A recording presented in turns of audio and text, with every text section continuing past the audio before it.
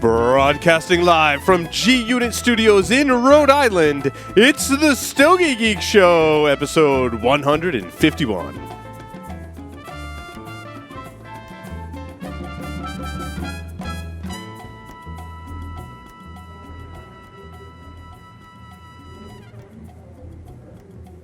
Duran Premium Cigars is one of the fastest growing boutique cigar companies, providing smokers a portal into the old Cuban tradition of perfect balance and the lost art of progressive flavor construction. Roberto Paleo Duran began his career in tobacco over 2 decades ago in Havana, where his reputation grew within Cuban circles. The creation of Duran Premium Cigars has given Roberto the platform to introduce a series of cigars that offers the same quality, construction, and detail which he perfected while in Cuba.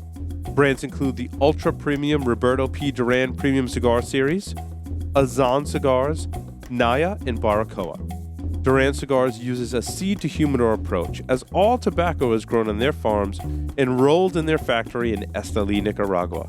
Rollers have been carefully chosen to carry out Roberto's precise method to ensure the progressive flavor in each cigar. Duran Cigars invites you to make their premium your standard. Havana Cigar Club, located in Warwick, Rhode Island, is a great place to enjoy a drink and a cigar. Stogie Geeks listeners can find a $5 off coupon on our website by clicking the HCC logo. M. Bombay cigars represent the most admired cigar culture of Cuba. They select the best of the best quality tobacco to use in the aging process. M. Bombay cigars are then rolled in Costa Rica by some of the most experienced cigar rollers, giving it a unique smoking experience. The band portrays the detailed and artistic nature of our small industry. Try the M. Bombay Casera, M. Bombay Mora, and the recently released M. Bombay Habano. M. Bombay Cigars, where the cigar is a way of life.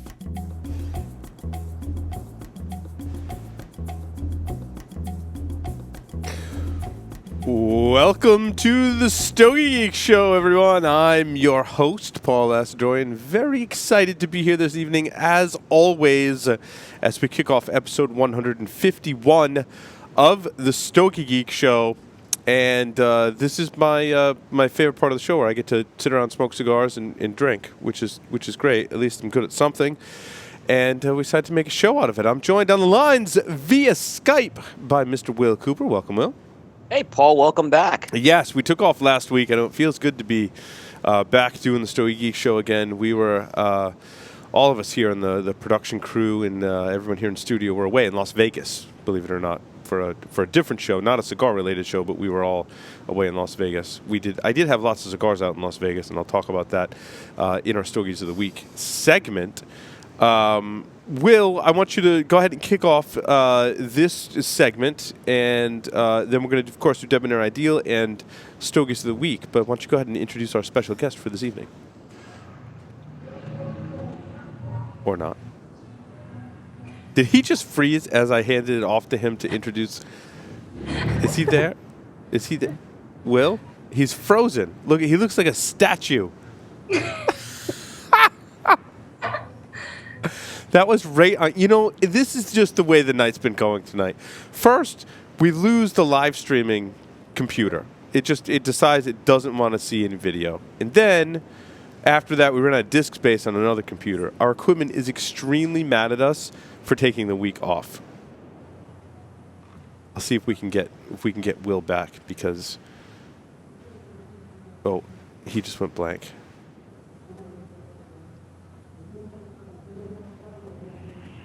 Okay. So, Emma, we don't need him. How you doing? Hi. I didn't know. I wasn't sure if I was on or not. Yes, so I'm sitting you here are mute. on. I'm still mute. Hi. Welcome to the Stogie Geeks Show. Please share with our listeners, a little about yourself and why you're here this evening. Well, thank you very much. First of all, I'm very honored to be with you here this evening. I'm Emma Viktorsson. From Las Cumbres Tabaco with Jose Blanco. We founded the company together last year. You remember, with Señorial. And this year I came out with my very first stone cigar, Freya. And now, Emma, you've been in the cigar industry for a while. Is that true? And so, how did you get your start in the cigar business? Um, that's a long story. Well, it's not a long story. It happened very naturally. My father was with Swedish Match ever since I was 8 years old, and he was there until he retired a few years ago. Now, Emma, could explain for our listeners and my own benefit as well. Swedish Match, like what is Swedish Match? Swedish Match is an international OTP company. OTP means other tobacco products, which is everything but not cigarettes. Gotcha. It's accessories, lighters, fire products, machine-made cigars, pipe tobacco, chewing tobacco, Swedish snus, other snus, and of course, finally, and most importantly, premium cigars. And they joined with General Cigar in 1998, and in 2005 they finally acquired General Cigar, and that's when I came in. But the way I really got into the business, look, when I was still in high school, we lived in Hungary then. My dad I was always during vacation involved somehow. I mean, for example, the big Swedish back then, Marstrand, a Swedish Match Marstrand event, which was on an island off of Gothenburg, for a sailing event back when tobacco could still sponsor sport, which they can't anymore. Me and the other Swedish Match kids, as they called us, the Swedish ones, as a teenager, I would be one of the hostesses there, and it was great times. And so is that your nationality? So, like, where are your parents from? Where did you grow up? I'm originally half Swedish, half Finnish. My mom was Finnish because she passed away from cancer. My dad's Swedish. I was born in Sweden. When I was 4, we moved to France. I grew up in France, in Annecy, southeast part. But in high school, we lived in Hungary. And then onwards, then I've been moving, keep moving. And so that's where we are now, in Hungary. During my teenagers, when I really started to see the tobacco world, not smoking, of course, just being around. Right, you weren't of legal age then to smoke, correct? Correct. And then I went back to France for university. I was majoring in international business, and after I graduated, I did another passion of mine. I went to musical theater school, also in France, in Paris, and but all during my studying years, both when I was in university majoring in international business, and then when I was doing musical theater, my dad always had me join him in his Eastern Europe conferences. And I was always... But wait, Emma, so what people have told me, and maybe you can confirm this when you were there in France, they tell me that, maybe not so much now, but in previous years, that France has been very socially accepting of smoking out of all the European countries. Did you find that was true? Absolutely. Yeah, absolutely. Okay. There's a lot of cigarette smoking there, first of all. And it was probably it was one of the last countries of the Western Europe that still had smoking areas when most of the countries were just cut off. But that was a very short period of time, to be honest. But I didn't smoke cigarettes. I wasn't one of them, even though I lived there. And what I was doing at the conferences, I was there doing the minutes of the meeting, hosting, sucking up everything, learning, even during the musical theater times. And in my second year of musical theater school, that's when my mom passed away.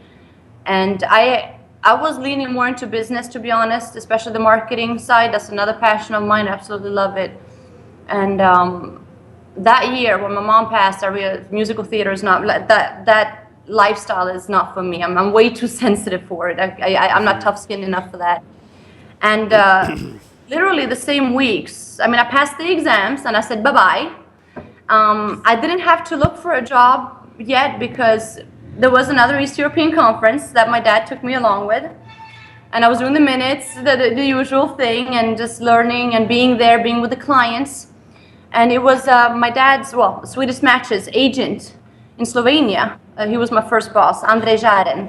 He wanted to employ me, but he wanted me to learn about premium cigars. That was in 2005 when Swedish Match acquired General Cigar, and he wanted me to really learn about it theoretically, travel around East Europe, and do seminars. And I thought that's wonderful, but I couldn't work for Swedish Match because as one of the kids in direct family to the management team, we're not allowed to work there.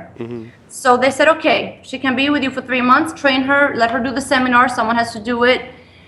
And I was traveling twice a month around the different countries, doing seminars from what I learned. First of all, there was a long learning period, and then plus the 3 months. And I absolutely adored it. And my boss, Andre, he loved it too. We were so in sync on this. So he just hired me. He said, you know, what are they going to do? What's the worst that could happen, right? They made an exception just for you. That's awesome. And yeah, actually, yes. So he hired me. And there was a kind of a moment there, like a week, when I was sitting at home. I was living in Macedonia then, by the way. I went back to Eastern Europe, and I was living in Macedonia. And I was kind of like, you know, sitting there like, oh my God, what are they going to do? Are they going to keep me? And they kept me, and I grew from there. And I grew and grew, and I became the marketing manager for Swedish Match Premium cigars for Eastern Europe. I had 9 countries, from Russia down to Macedonia, the most northern to the most southern of Eastern Europe. So Emma, how different is it marketing cigars to Eastern Europe versus the U.S.? I would guess there's some really sharp contrast in the way that you market cigars for those different geographic regions. Completely different. For me, coming from there, the US is fun and also a bit crazy. Very dynamic, extremely dynamic, whereas in Eastern Europe I kind of have to push it.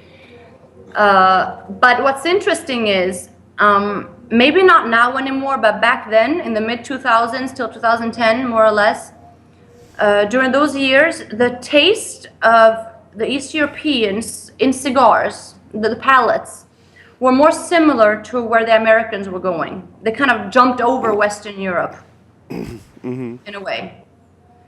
So that was very interesting. Now I see it balances out completely, especially now with social media being very open, and you learn so much about the industry through social media. You have all these European countries getting into social media just as much as not just as much, but more and more like Americans. And you see that thanks to social media, now the entire consuming industry, at least of, let's say, the States, West Europe and East Europe, are very much in sync. Do you think that, it's interesting you say that, it's almost as if social media was one of the major contributing factors to a lot of boutique cigar companies growing and flourishing in this industry and getting exposure to new markets such as Eastern Europe? Absolutely, absolutely. Speaking of Eastern Europe, since we are on the subject, for me it's very important, and the same with Las Cumbres Tabaco, and I say to Jose that I said, you know what, we're not going to skip a country. Those are growing markets, and the years that I was working, the premium lines that I was working for were literally growing those years, double-digit per year. Because not anymore, of course, as markets develop, the growth becomes more and more humble. But during those years, it was double-digit per year. And do you think that those are very important markets? Do you think that was economic growth, or was that more a social change in those countries, or kind of a mixture of both? I would say a mixture of both, but in premium cigars, it was probably very much a social one. Mm-hmm. Interesting. And it depends on the countries, because they're not grouped. I mean, the eastern part of Europe and Central Europe are not one country. You can group some, like the way I work. I've been talking to to a lot of people in the industry, of course. You know, we meet and we mingle, and they're like, "Oh, I don't want to deal with it." You know, so they're so small countries. And I said, you know what? You group them. You put Balkan together.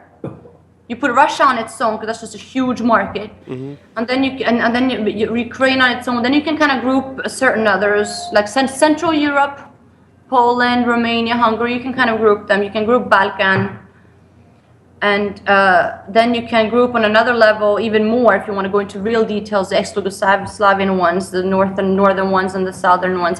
So you can group them. So instead of reporting country by country, you report them in groups. And that's what I was doing.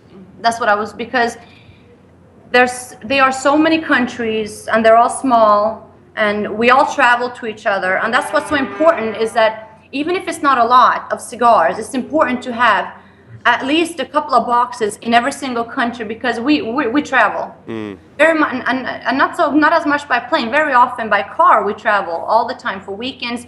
And when you see a certain brand somewhere, it's important that they recognize that brand. Oh, but we have that one at home too. Right.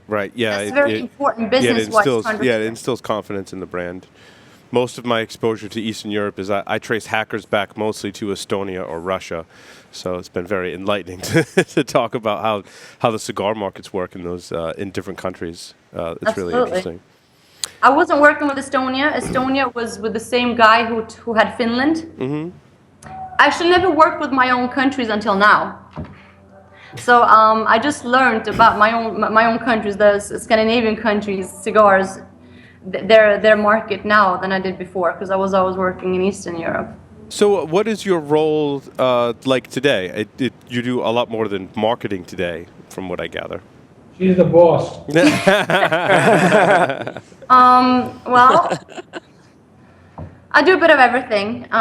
Definitely in the beginning, we founded the company together. We created a business plan together. Jose takes care of everything else, budget and finance, because I'm not good at that. That's not a good idea to let me do that.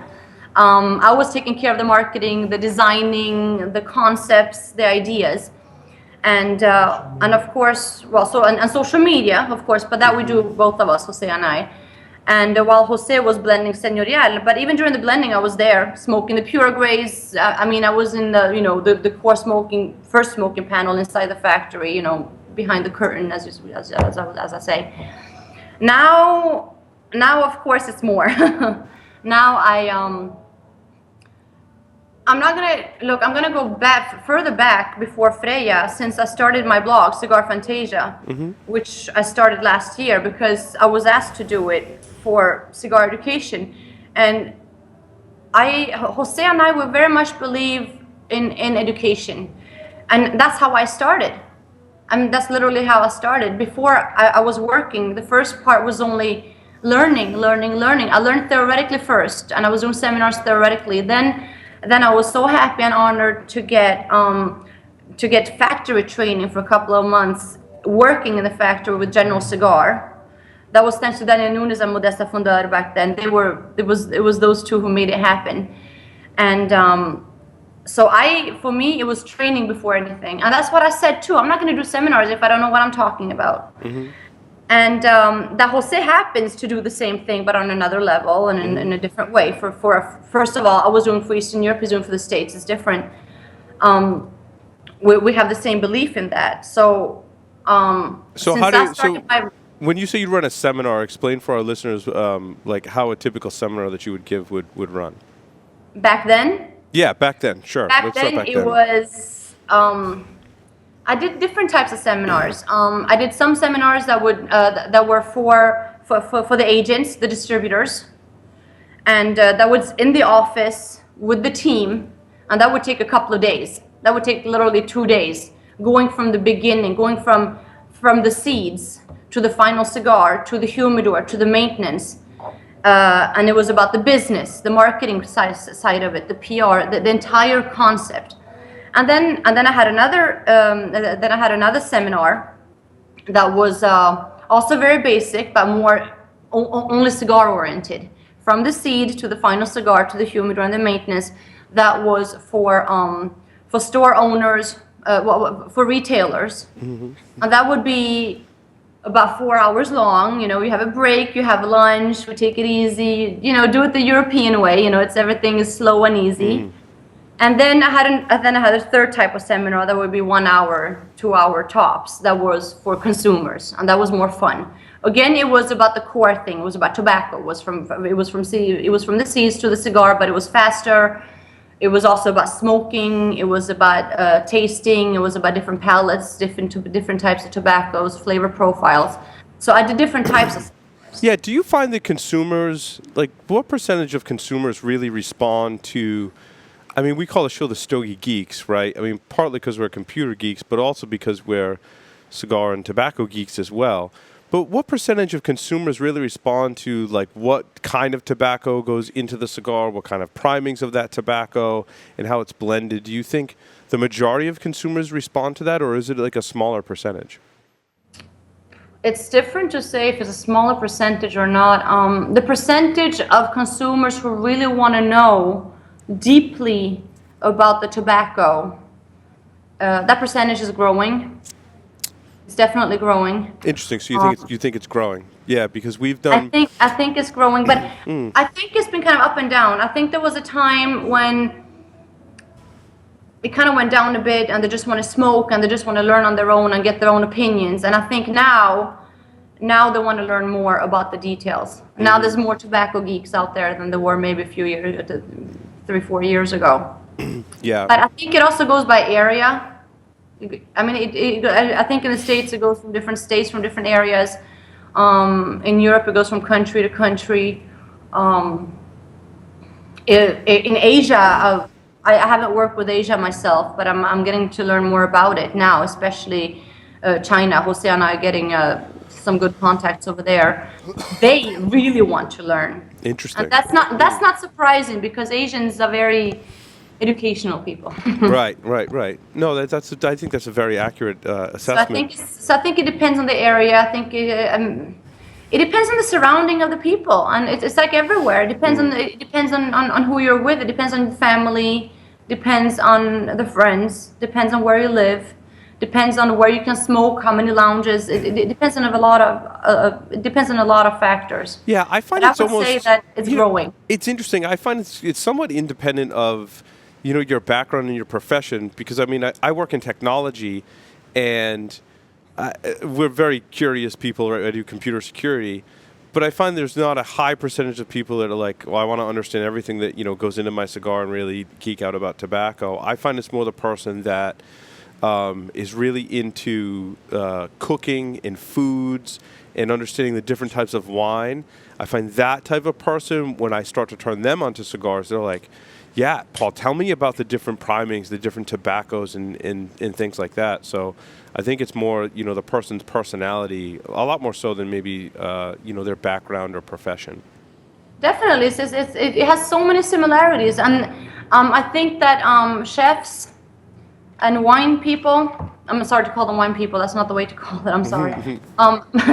But they are into the details, which spices to use, or which grapes to use, where do you want to grow the grapes. It's so similar. So they're more into the details, and they want to know more about the details. And the same goes for us, I mean, I'm not into learning to create recipes of food. I'm not into learning about specific grapes grown in certain areas. But it's definitely something that's interesting. Actually, back in Macedonia, they have fantastic wineries. Oh, and I used to go to wineries around there. And I used to do seminars actually about cigars in wineries. Actually, one specific one called Bovin. Mm-hmm. And Bovin would do a seminar about their wines, and I did a seminar about our cigars. Well, it was the general cigars, and it was very similar. We were both mutually interested in each other's products. Right. As much as we were, maybe they don't remember all the details, like I don't remember all of their details, but we were definitely interested, and we wanted to know more. We really wanted to learn more. So it's definitely worlds that go together. Very similar worlds. So, and then at some point, you've decided to come to market with your own cigar. How did that idea come about? It didn't come about from me, to be honest. It wasn't. It's a dream come true, but it wasn't even a dream. I have such respect for the master blenders out there in Dominican Republic, Nicaragua, Honduras,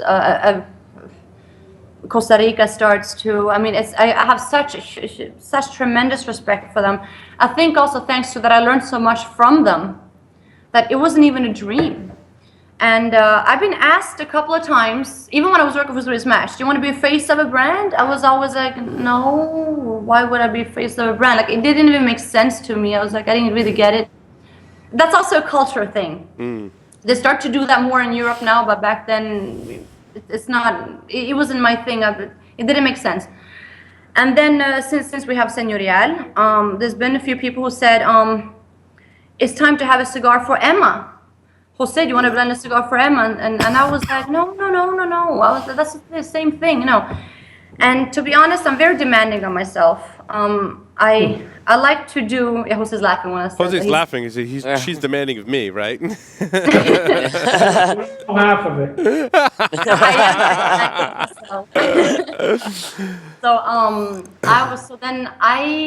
I didn't tell it to anyone. I just said no. Let's see. I don't know. I was just kind of like just saying like nah. But in my own mind, I was thinking, okay, I want to do this, but I want to try to blend. I want to try to work on it myself. I don't want to be the face of something that I haven't actually created. I have huge respect for that kind of business too. But for myself, I wouldn't feel fulfilled if I wouldn't do it. So I had a couple of blending. I have a couple of blends in my mind.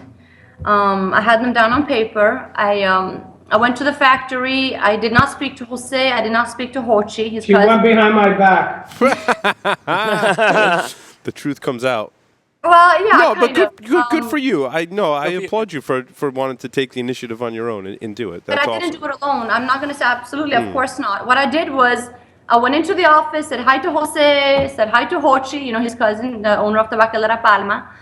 And then I just kind of snuck out to the rolling floor, went to the little door behind where Geraldito Perez is sitting, who he's the production manager. And I came with my ideas, and he liked them. And he made a couple of samples of what I was thinking about, and we really liked it. And that was when I told Jose and Hochi what I'm doing. And they were excited. Jose's like, wow, okay, yeah, let's try this. And that's when we started to smoke pure grades together. Went to look at different tobaccos, and everything was done between Geraldito and me. I mean, Jose, I love how Jose blends. I love the cigars he has blended.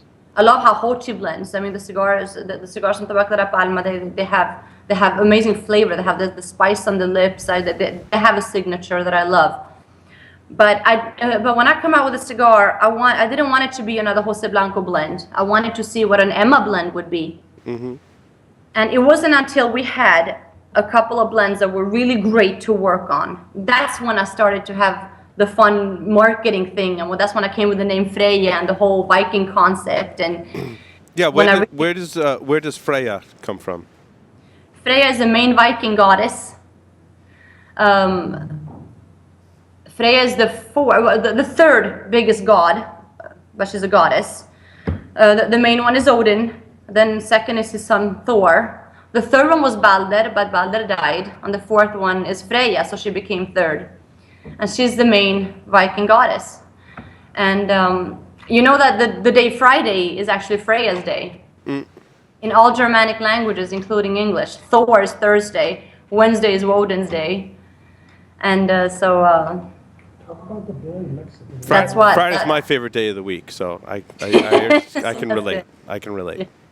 So that's the meaning of Freya. And what I want. It really is, though. I mean, in the studio here on Fridays, it's a very relaxed atmosphere. Sometimes we have Bloody Marys. Sometimes we have afternoon cocktails and cigars. So it I think it speaks to the way that you've been starting to market your cigar, right? That's interesting. That's interesting what you say. Yeah, that's a coincidence, but very interesting. Yeah, but that's like how I think of Fridays, right? So you can feel free to use that in your marketing. Thank you. I did start a hashtag for FreyjaFriday because it's Friday. There you go. Yeah. And the reason I wanted that name was for a couple of reasons. I wanted the name to make sense. So I'm Swedish, so I wanted to make a bridge from Scandinavia to the cigar countries to Latin America. So Freya makes that bridge. It's a Norse name made in Dominican Republic. And so now, that's yeah, what did you call the different sizes within the line? Sestrumnir is the Corona Larga is Sestrumnir. Sestrumnir is Freyja's heavenly hall, which she would take fallen Vikings. It's a 5 3/4 by 42. I wanted a class. That's the one I'm smoking. Mm-hmm. I wanted a classic 42 ring gauge, but I wanted it a little bit longer. So it's a Corona Larga called Sestrumnir for Freyja. The Robusto is a 5.5 by 50, and that's Valhalla Robusto. Valhalla represents Odin. It's the main heavenly hall where Odin would take the fallen Vikings. Then I made a Toro, a 6 by 54, which is a Thor's Toro, represents Thor. And finally, the fourth size is called Valkyrie Pyramid because Freyja is the chief of Valkyries. When I was choosing sizes, for the fourth size, I didn't know what I wanted. I knew I did not want a 6 by 60. Mm-hmm. I know that a 6 by 60 is a big seller. It can be a great size, blended well, but it's not my own favorite, to be honest. And I wanted my first line to represent me. So for the fourth size, I was just hanging around, looking around molds, and I saw the pyramid. I'm like, wow, I haven't seen a pyramid in so long, and it's just beautiful. It's a 6.5 by 52, but it grows thinner and thinner. So so those are the sizes and the names of the sizes. Excellent. So is it a box pressed pyramid or is it? No, it's round. Okay. It's a round pyramid. It's a round pyramid. Excellent. And the blend, it's a Criollo 98 wrapper grown in La Canela farm in Dominican Republic. You're making this too easy. I was just going to ask you about the blend. Oh, I'm sorry. No, you're doing great. You're making my job easy. I'm going to sit back and smoke your cigar. I'm enjoying it very much. So no, you're fine. Carried away. Emma, tell us about the blend. There we go. It's a Criollo 98 seed grown in La Canela farm, Dominican Republic, with 4 years to age to it. The binder is a Mexican San Andres, and I'm going to get back to that one.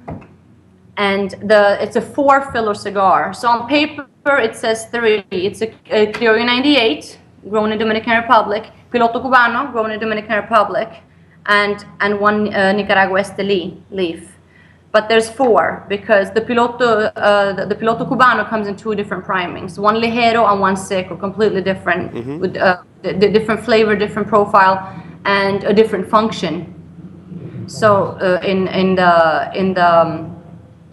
the filler. It's interesting how you describe that because it's very similar to the blending seminars that I've attended from various different people. We'll talk about the exact differences that you talked about in the different filler tobaccos and describe them in that detail. I really appreciate it, being a Stogie geek, to hear that much detail about the blend. Some cigar manufacturers release nothing, and others, like yourself, release the details. Like, what was the kind of thinking, and what's your opinion on the marketing of, releasing the blend details versus not releasing the blend details? I think it's very personal. It's very individual. Not everyone gives as much details for several reasons. Some don't want to give too much away. Some are more into the business side of it, and some are just very geeky about it and really want to share. And I'm geeky about it, and I want to share, and I love talking about it. And that's why I wanted to talk about the binder as well. Yeah. So you said it's a San Andreas binder? That's right. I'm a big fan of Mexican San Andres. I love Mexican. I love today's Mexican San Andres. Yeah, I think it's come a long way. You're absolutely right, because Will was really down on it for a long time, and I didn't quite get that, but I think it's made a huge transition. The San Andreas tobacco that is in cigars today, that in the cigars that I smoke today, is so awesome, and we rate those cigars so much higher than I think when it first started appearing on the market. I've come around. Yeah, I've come around. I think the quality of the Mexican San Andres has gotten higher. The fermentation process of it has really processed forward. Mm-hmm. Now, is it grown in Mexico, or is it a Mexican seed grown somewhere else? Mexico. San Andres is grown in San Andres. It's grown in San Andres. Okay. That's right. So the reason, yes, the Negro San Andres, and the reason I wanted that as a binder, Freya is a cigar that was actually blended around the binder. I love Mexican San Andres. I love the profile, today's profile of it. It has spice, it has the chocolatey sweetness, it has a bit of earth, it has a bit of everything all rich together for me in my palate. But I wasn't, first is two things. I wouldn't come out as a first line with a Mexican San Andres wrapper, because even if it would be a seco or whatnot, it will be regarded as a Maduro, and it doesn't make sense to start with a Maduro, and I wouldn't want to do that.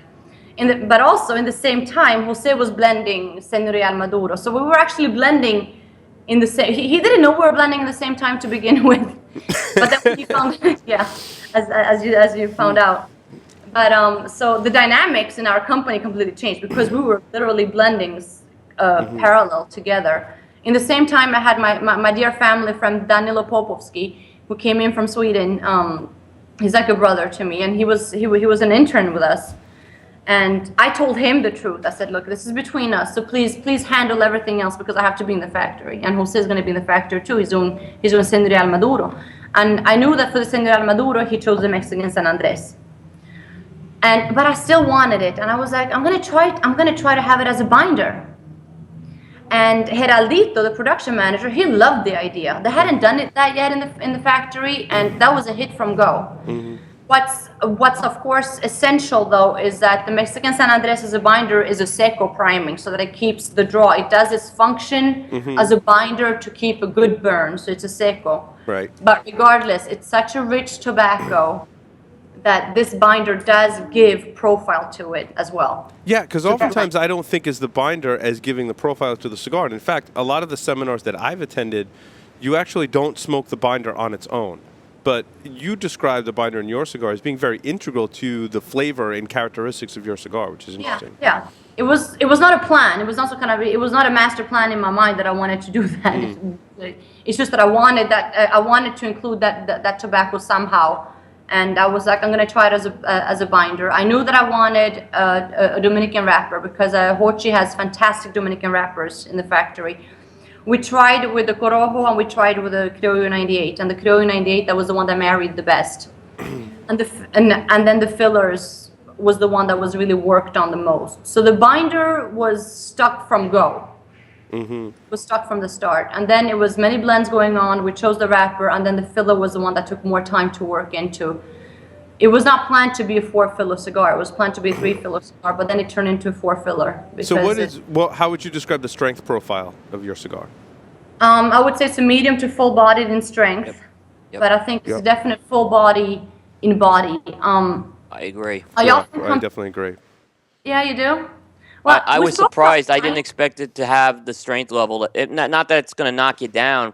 When I looked at this cigar, I thought it would be more of a medium. It's definitely in that medium to full for strength. It has a lot of body. It presented a lot of nice spice up front and made an awesome transition and got a little less spicy and more kind of a fuller body to it as it went through. Very enjoyable. I love how you talk about body, because that's how I talk about body too, because for me there's body and body. We touched the subject of wine very, very little. I like to use wine as an example, actually. I'm not at all a connoisseur of wine. I love wine. I absolutely love wine, but I'm not a connoisseur in them. I'm not a connoisseur of the grapes or anything like that.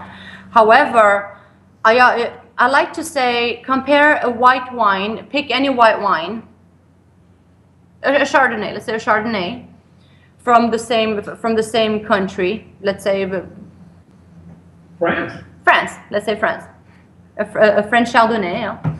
And let's take a French Bordeaux red. Let's say that they have exactly the same strength level of 12.5% alcohol. See, that's the strength body. They have exactly the same percentage of alcohol. They should give you the same buzz.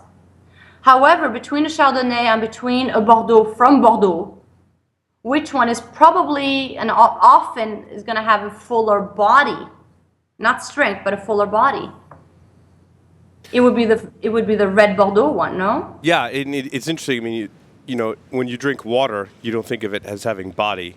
And then if you relate it to coffee, your strongest espressos have a lot more body. And it's the same thing with wine and cigars. It's kind of a difficult thing to understand unless you've kind of really focused on it and spent time thinking about it. But it's definitely, when Will and I review cigars, a completely different component that we describe, independent of flavor, independent of even smoking experience, is the body of the cigar. And sometimes it's a difficult thing to put words around, but I'm glad we have the discussion, because I think it's important for people who enjoy cigars to understand body as a separate component in the cigar. Exactly. That's why I like to compare it to wine, and you compare it to coffee as well. Absolutely. Absolutely. The strength body, and there's just body as body, the warmth of the body, the flavor of the body, the entire profile. And I think it helps a cigar be a lot more versatile as well. If it has a lot of body, you can pair it with more different kinds of beverages or food. You can pair it with different types of coffee, and you'll still get the flavor experience in the cigar. You can pair it with different. We're going to talk in a segment on this show about pairing with cognac, and you have to have a cigar that has a lot of body to be able to pair it with those different things. So, and having the cigar be more versatile, I think, speaks to the more cigars you want to have in your humidor of that type, because it is versatile and you can smoke it whether you're, having some coffee in the afternoon or after, a meal when you're having cognac. Absolutely. And that's something that I learned very early on when I was working for Swedish Match, is that I was working in some markets with consumers who were new to cigars, but they were drinking the heavy drinks, their heavy local drinks. Right. Vodka in Russia, for example, and in the Balkan it's rakia. And those are strong drinks, and they love to drink it, but they wanted a mild cigar. Is that wrong? It's absolutely not wrong. But what they might not have noticed, and what a lot of people might not notice, is that the mild to medium cigars that they choose to drink with the cognac or the rakia or the vodka, whatever they want to drink it with, depending on the culture, that cigar might have a lot of body to it, a lot of flavor body to it, that does make the pairing fit. Right. I find that with beer as well. Because you can pair a milder in strength cigar with beer and have a positive experience if you choose the right ones, and the cigar has to have that body component to it. Absolutely. Well, but beer is another great example. I mean, take a Guinness and take a Presidente Light. Yeah.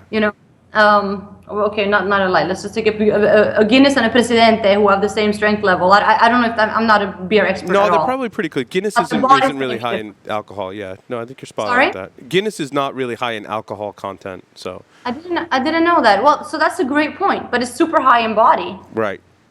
I mean, if I have 2 sips of Guinness, I feel like I had a meal. You have to train. When I was big into beer, I could drink a lot more beer than I can now. Now I'm old, and it just doesn't happen. I'm with you. I get full really fast. That's why I switched to cognac. So you know so much. You know about coffee. You know about beer. You know about the spirits. You know about cigars. No, I just like to drink. Really, that's what I think what it comes down to. Will, you're very quiet over there, enjoying your cigar. I can see you over there puffing on it. I'm immensely enjoying this. This thing's an absolute flavor bomb. I cannot get over the amount of flavors I'm getting out of this cigar right now. And this is a really good cigar. Oh, and I should say, Will and I are smoking the Robusto size. Yep. Very good. And it arrived in the mail, I think, yesterday. Mine did, and it's smoking great. So. Yeah, that's because I was traveling and you were traveling last week. Yep. So I didn't want them sitting. But no, certainly. So Emma, I am definitely getting that San Andreas off of this. Yes? Yeah, I'm definitely getting that San Andreas off of this. Because if you would have told me this was a Dominican or a Criollo 98, it's like no other Criollo 98 I've had before. Well, the binder does have a lot to do with it. And I did blend it differently from the traditional way. But it was, like I said, it was not on purpose. And maybe sometimes you just need a new, fresh mind who blends the first time to have those crazy ideas that actually work out, She means we're getting old. Yeah, I mean, it's very good. That's absolutely not what I mean. We're more refined, Jose. We're more refined. That's how I like to think of it. So, Emma, let me ask you. Go ahead. Yes? Go ahead, finish. No, go ahead. No. Please ask. So one thing, so the packaging, I want to mention something about the packaging and ask a question. So the packaging is beautiful. I love it. But were you concerned at all about maybe a female theme on the packaging? Because there has been a mixed track record, I think, with it in the past. And was that something on your mind? And if so, how are you kind of reconciling with that, or how are you kind of going to move forward with that? Or maybe you disagree with what I'm saying. No, I absolutely agree. There's two sides to it. First of all, she's a Viking goddess, so it has a strength to it to be a Right. Viking to begin with. She's the goddess of beauty, fertility. They would pray to her. Some people, they still do actually. So I noticed some Scandinavians actually still do pray to these gods for when it's about fertility, pregnancy, or even crops. Her day is April 30th, which was when it was time to seed the crops. So they would pray to Freya for that. So she's definitely very feminine, a very passionate goddess. She used to fly around, sometimes behind her cat, sometimes with her falcon wings, and she would cry and cry and cry of passion. And the tears I fell to the ground turned into gold, and the tears I turned into the sea turned into amber. So there's a lot of femininity. However, regardless of what, she's a Viking. So first of all, there's a certain strength to it that has a masculinity to it. However, there were two paintings made. I love art. I absolutely love art. And I have a friend in Macedonia who is she's a fantastic young painter. I have her art at home. That painting behind there, that's actually one of hers as well. That's a copy of Tamara de Lempicka, and she made that one. Cool. I love her art, and so I contacted her. I wanted her to paint Freya. I thought she would be perfect to paint Freya for me. Her name is Jana Jovanova. And the first Freya she painted, she wanted her to look like me. And it was a very sweet goddess with the collar up to here and arabesque style of hair. It was beautiful, and I was just in love with the art. I'm like, oh, it's so beautiful. So when I went to Cigar Rings with it, to Albert Montserrat, he loved it, and he said exactly what you said. He said, this is not masculine enough. This is not gonna be good for cigars. And I absolutely agreed. And then I was working with her, telling her how I wanted Freya to be. The hair has to be wild. There has to be a décolleté. She has to have a knife in her hand, fire. She has to have fierce eyes. Actually, you see that painting? The woman who's staring at you? I wrote to Jana. I said, do you remember this painting? She said, yes. I said, I want those eyes, but in blue. So it was a lot of art to create a feminine painting. Plus, I'm a woman, obviously, and but to make her fierce, and it has definitely worked. So it was a lot of work behind it. The poor girl had to make two paintings, and So you sent her back to the drawing board. yes, but it's her passion too. So Now, did you get both? Did you get both paintings? Did you get to keep both paintings? Like, do you have the original? they are artwork? still both in her house in Macedonia, Okay. which is pretty far from here. So we'll see what we're gonna do with the paintings. Yeah. I said to her, stick to the paintings for now. Sorry, I want to go back to we're talking about the Mexican San Andres. I'm really sorry to go back to that. No. No, that's okay. Because, Coop, when you said that you feel the Mexican San Andres, this is something very interesting for me because a lot of Europeans got to try Freya beforehand. That was when Danilo, our intern, went back to Sweden. He packed a suitcase full of Freyas and that he gave around to people, and he gave to a distributor who distributed them around. And I noticed that the Swedish smokers, as well as other non-American smokers from the show, it could have been Canadian, could have been Chinese, could have been some Spaniards as well, and of course all those Swedes, picked up different tobaccos from the Americans. These smokers are used to very used to Cuban cigars, and they would pick up on the Criollo 98, and they would pick up on the Piloto Cubano above anything else. They would pick up that creamy sweetness, that creamy finish, whereas the Americans pick up more on the Mexican San Andres. It's interesting. It's interesting as it speaks to how your palate can be trained. to pick up certain Yeah, flavors like I mean, that. the spice definitely is San Andreas. Some of the earthiness is definitely San Andreas. But I am getting that creaminess as well. That's kind of mixing in with some of the cocoa note in there too, which is why I'm really liking this. I kind of like how those are coming together. I think it's these tobaccos marry so well together. The Criollo 98 and the Piloto Cubano grown here in Dominican Republic, plus the years of age. They have 3 to 4 years of age to them. They keep a sweetness and they get cream into it as well. Whereas the Mexican San Andres, even if it's a binder, even if it's a seco, is so rich in flavor that it does give that bit of earth and spice that you talk about. So the tobaccos really marry well together, and they each have these different profiles fit for different palates. When Paul said I was harsh on San Andreas, one of my big complaints about it when it's used as a wrapper is it tends to overwhelm the blend. And that's why I'm enjoying this so much, because it's a binder, but it's definitely not overwhelming the blend. And now that you're mentioning some of the other characteristics, I'm picking that up. You know, what you said about the Criollo. Yeah. It is true. It is true that when you put a Mexican San Andres wrapper, it, like you said, overwhelm is a very good word. It really does. And the Señorial Maduro is a good example for that. A lot of the, it's difficult to make a Maduro and use the exact same blend of the original blend, because every blend is not going to marry with any wrapper out there. So when Jose was blending the Señorial Maduro, he really had to actually reblend the cigar to make the San Andres work on it, because the San Andres wrapper has so much give to it that you have to really work the filler and even the binder to make sure that it does marry well, so make sure that it does have a balance and not just a wrapper, right? Yep. Will, did you have more questions? That's a very good point. Did you have more questions for Emma? I got actually one other question. So in terms of Freya, and this may be premature to ask it, are you envisioning Freya as a cigar or maybe a line of future blends under the Freya umbrella? Yes, I'm planning it to be a line of future blends under the line of Freya. That's awesome. That was also not a master plan at all. I started very humble. Like I said, I said, I'm not going to make a cigar unless I can work on a blend that's going to work.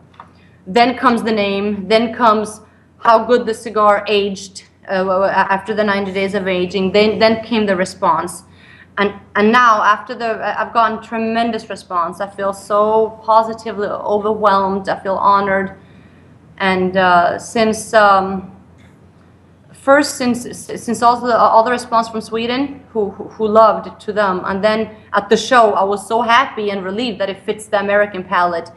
And after the show, after the IPCPR, which was the official launch of Freya, that's when I decided to continue with Freya, and I'm already thinking of certain blends in my mind for future lines. Behind my back. Yeah. I was gonna say, is Jose involved with that? Yeah. I know. I was gonna ask you right now, actually. I was gonna ask you what you're thinking about coming out with next, but since Jose is in the room, you obviously can't tell us. So It's breaking news. I cannot tell you now what it is because I haven't come up with a blend yet. I have ideas in my head that are yet to put down on paper and yet to be worked on with my dear friend Geraldito in the factory. We work very well together. So have you tried the Freya blend that you have today in different sizes, and do you have ideas for maybe some new sizes that you'd like to see the blend come out in?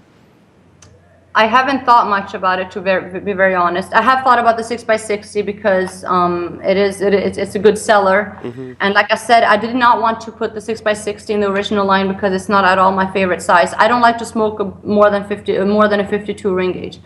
I do love the Freya Toro, but it's not the one I'm gonna choose.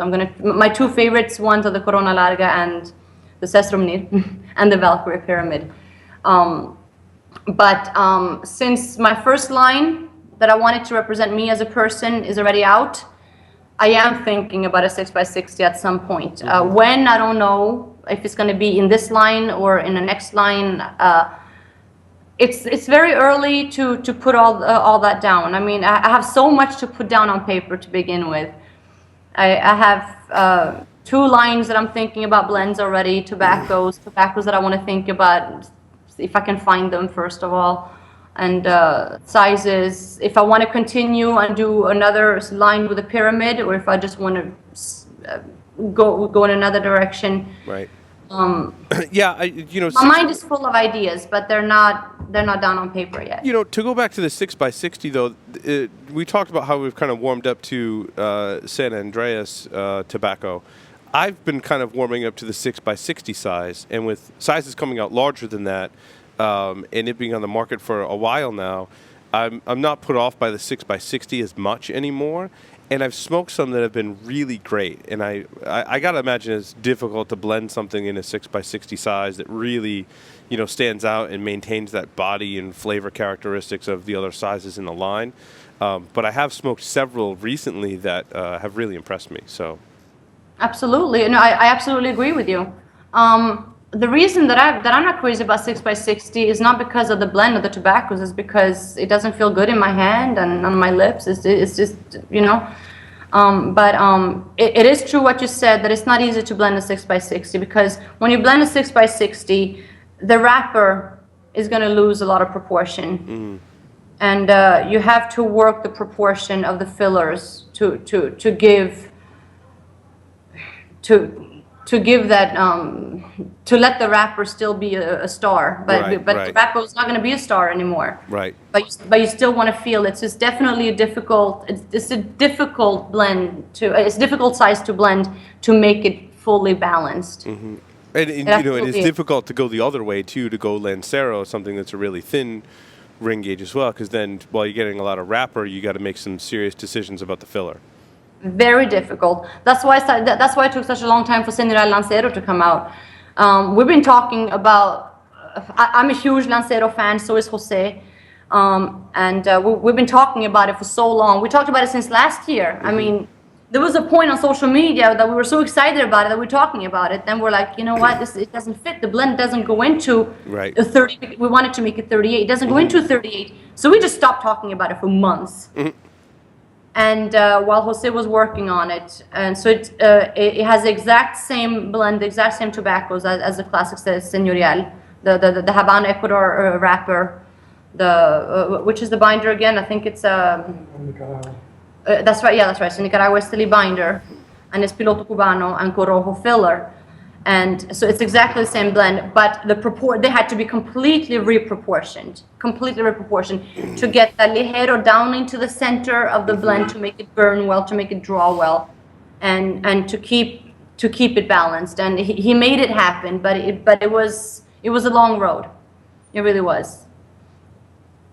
Excellent. Will, any closing questions for? No, Emma? I think good. This was a great conversation. Absolutely. It was. I enjoyed it. See, you did good.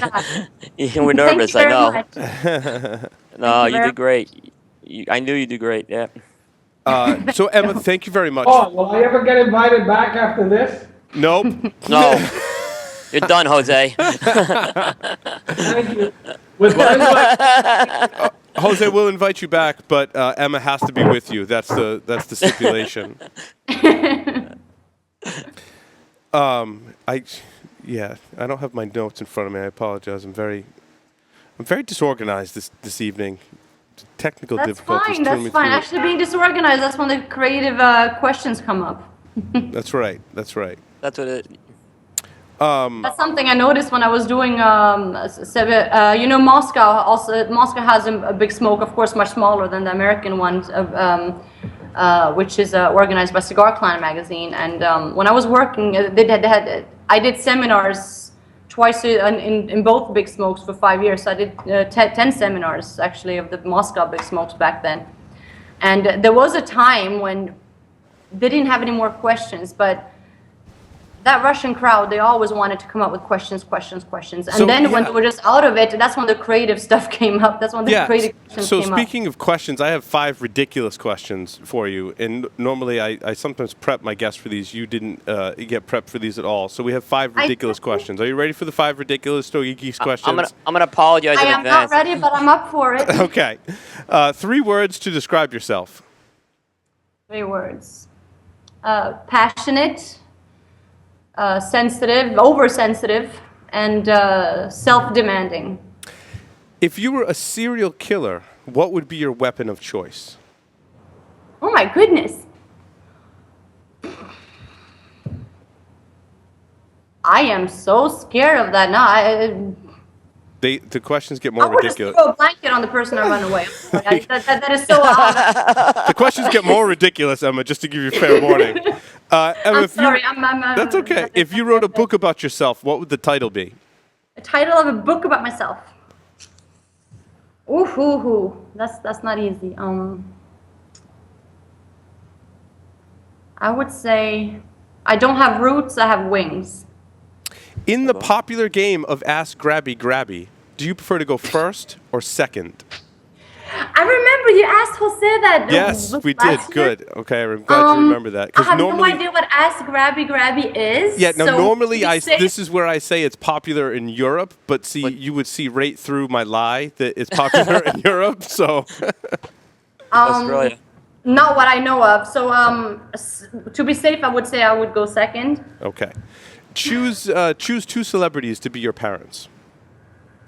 2 celebrities to be my parents. Alive or dead? Doesn't matter. My mother would be Coco Chanel. My father. Who would my father be? It's funny, I got Coco Chanel right away. And it's funny when I ask males this question, the dad comes quicker as an answer than the mom. Well, Coco Chanel would be my mom. Yeah, see, there you go. And The when I father ask would females, definitely it's not the be a opposite. designer, so the father would be Sean Connery. Oh, good answer. I Good like answer. it. Emma, thank you so much for appearing on the Stogie Geek Show. It's been a lot Thank of you fun. so much. Thank you for Yeah, thank having you. me. I'm very honored. Yes. It's been fun. It's been great. Thank you so much. Thank you. Tell Jose he can come back, but you have to come with him. So you've heard that. She's overshadowing me. Thanks so much, Emma. Thank you. With that, we're going to take a Thank short you. break. Come back. So stay tuned. Don't go anywhere.